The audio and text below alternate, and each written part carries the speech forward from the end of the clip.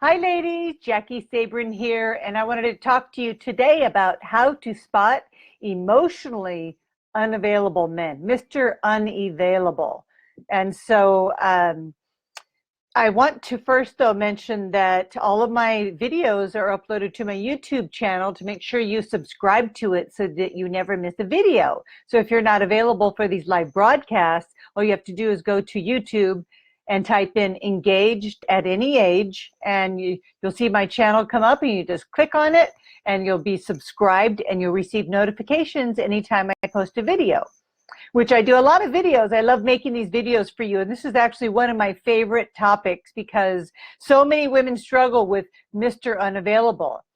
And he's very much about the chase, by the way, and he pursues hard, right? He showers you with attention and enthusiasm, and he lays it on really thick in the beginning. And he does this in order to reel you in.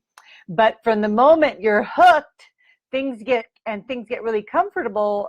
What happens is he'll just back off, and then he comes in again, and this is a pattern. And so it's really frustrating to be on this roller coaster. And I'm going to give you some of the signs. I made a list of some of the signs you can watch for, but there's so many more. And so if you find one sign, you'll find many more. But often, there's usually just a few that you should use to evaluate whether this is the type of relationship that you actually want to be involved in. Because every one of these signs will just lead to more pain, more suffering, and more loneliness, because being with an emotionally unavailable man is actually a very lonely place to be. And I would know because I felt that way when I was married to my first husband. And so you can be in a relationship with an emotionally unavailable man and feel very lonely. So one of the reasons why men is emotionally unavailable is that he has a girlfriend or he's married. And sometimes with online dating, if we don't ask the right questions, we can actually find out later that he has a girlfriend. And so that's a big red flag, right? Another one is he's recently separated. So that one is, you have to look at recently separated. I don't recommend that you date a man that's not legally divorced, because if he's separated, that means he's still married to another woman. So he's definitely not emotionally available, right? Or he's divorced, but he's using that fact, like he just recently got divorced, to avoid committing. And so that's something. If he's recently divorced, you have to look at, did he process his divorce while he was married and he's ready for a relationship?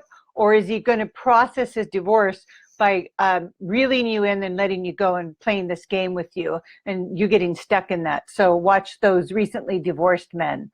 And another one is he in a long distance relationship with someone else, or he's in a long distance relationship with you and has no desire to get closer, and that's why he's in a long distance relationship. And that's really a rough place to be.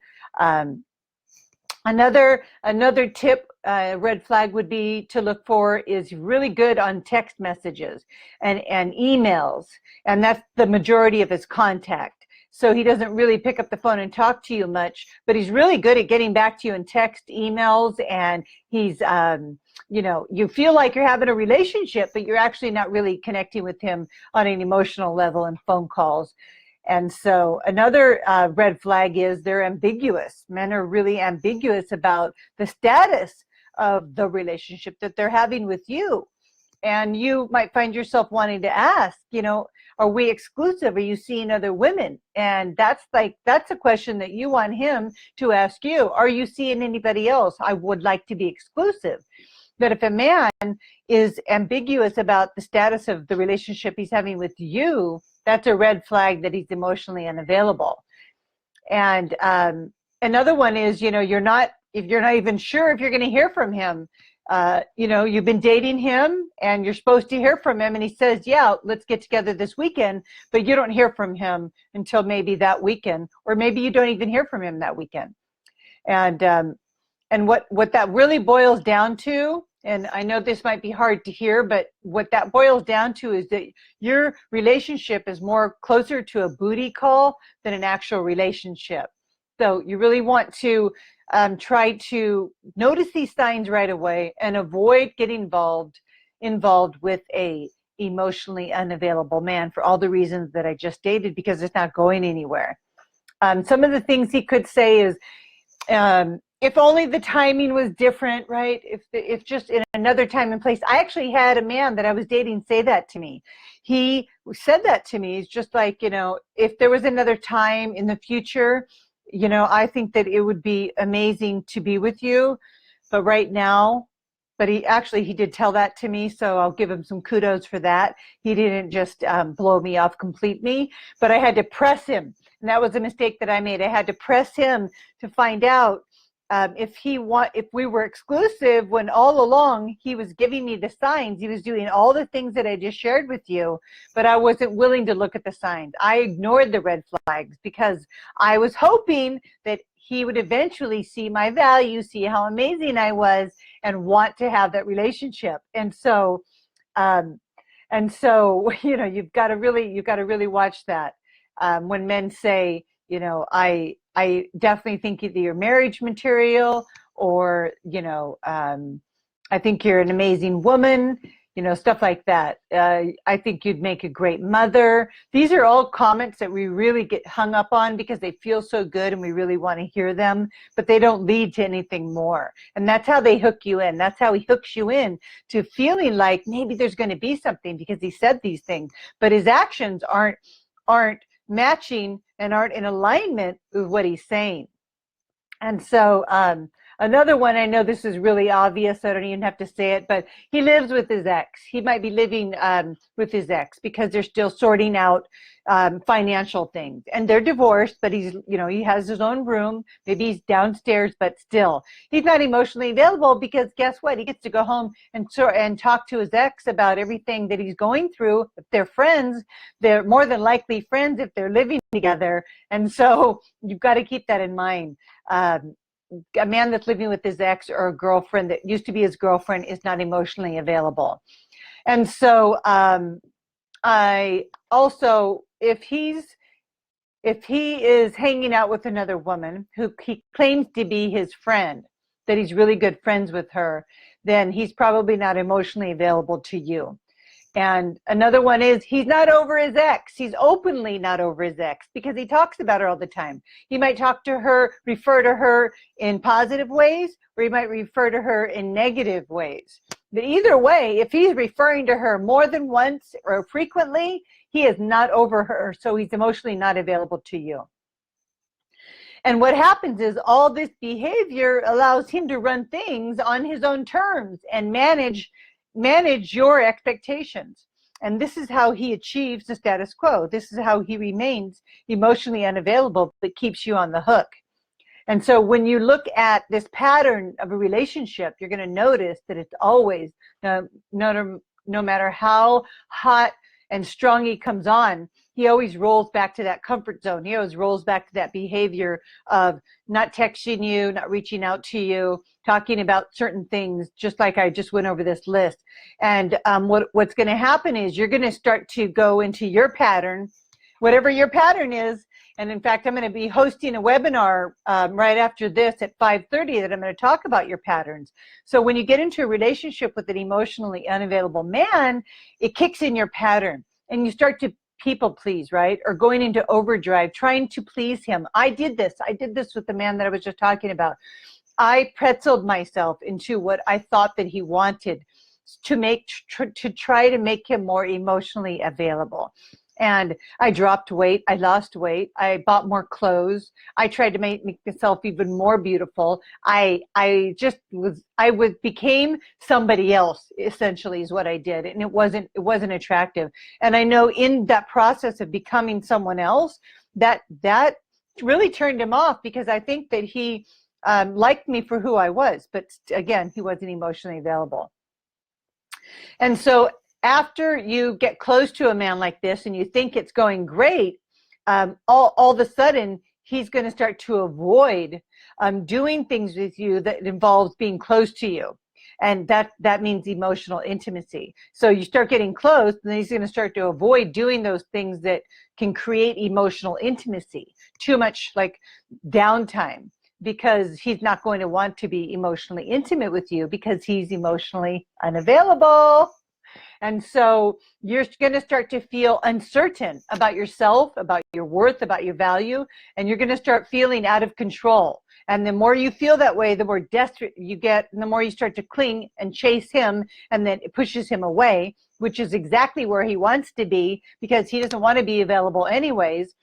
And he's got a host of excuses of why he has to be here or there, everywhere but with you. That's because he doesn't want to be emotionally available to you because of all of the reasons I already went through.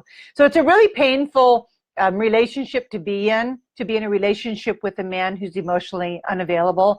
And you probably experienced this. I know I have. And I stayed with the emotionally unavailable man for decades because I was emotionally unavailable. I didn't understand how to switch it. I didn't understand how to make us both emotionally available. I had work to do in that area. And that's one of the reasons why I'm hosting a webinar at 5:30 tonight, Your Man Plan, Blueprint for Love. And I'm going to cover, the first part of the call will be helping you create the plan for yourself and what's important about creating that plan. And then the next part of the call, the webinar, it's a slide presentation, is going to be talking to you about those patterns that you fall back into.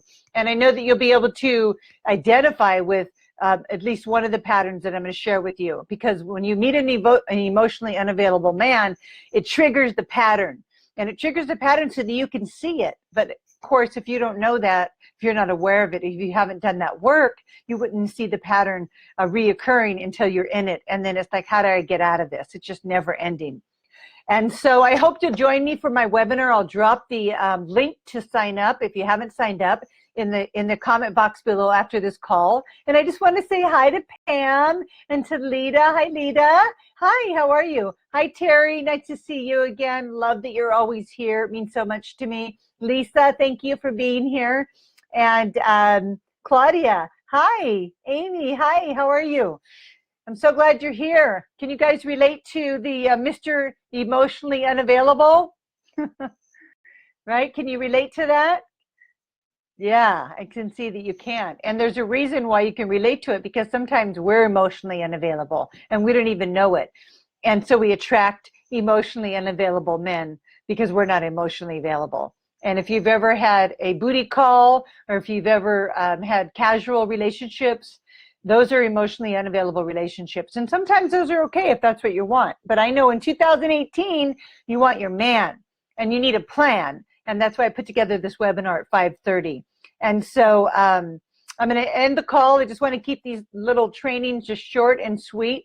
But of course, if you have a topic that you want me to coach around, please send me an email, anything at all. I won't use your name if you don't want me to. That way I can really address the specific struggles, challenges, and hurdles that you're being faced with, so that I can help push you over that and give you some tools and insights into why it's happening. Sometimes just a little awareness will lead to a healing. So if you just have more awareness around what's happening, more and more awareness, then you have more and more healing. And pretty soon, very soon, you will start to shift that pattern and move away from it. So ladies, hi Wanda, hi. Oh, hi, Claudia. You just got back from the aquarium. How cool. I have to be up there. And Shelly, hi. You can relate to this, huh? Hi, Wanda. Lots of love. Yes, and so ladies, join me tonight for the webinar. Yay! Give me those likes and those loves. I love seeing that. So fun.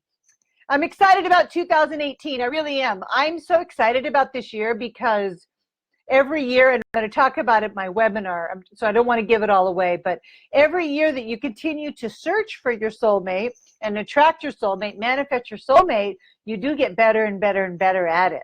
So don't underestimate the power of sticking to your plan, sticking to your path, because just like me in my business, in my life, and in my relationship with Michael, I had to rinse and repeat it. I had to fall down 7 times, get up 8. It wasn't just a one and done, because I was single for 8 years and I was on Match twice. The first time I was on Match, it was a train wreck. I did what I tell everybody not to do. I deleted my profile because I was attracting all these crazy men and I was going out with them. And I was like, what am I doing?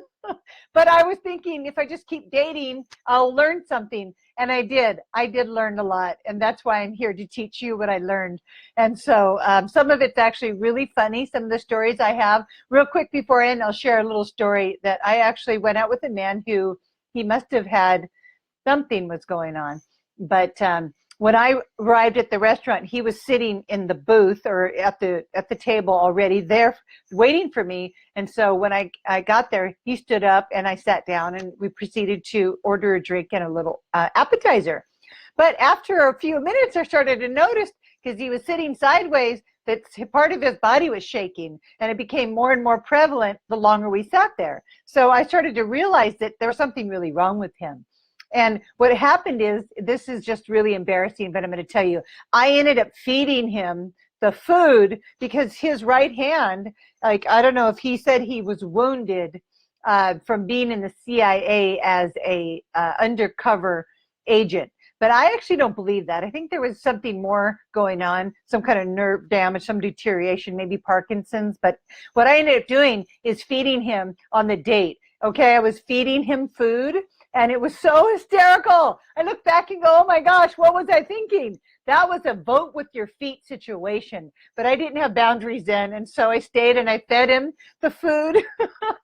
Anyway, so I just wanted to just tell you that I've been on my share of crazy dates and dates that didn't go anywhere, and things that I did that were, I look back and go, oh my gosh, can't believe I did that.